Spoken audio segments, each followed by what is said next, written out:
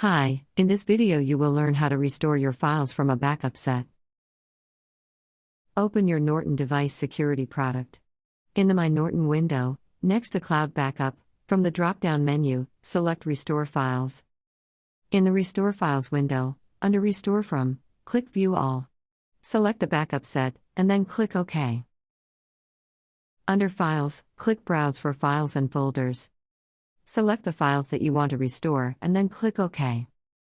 Under Restore To, click Change. Click New Location and then click Browse.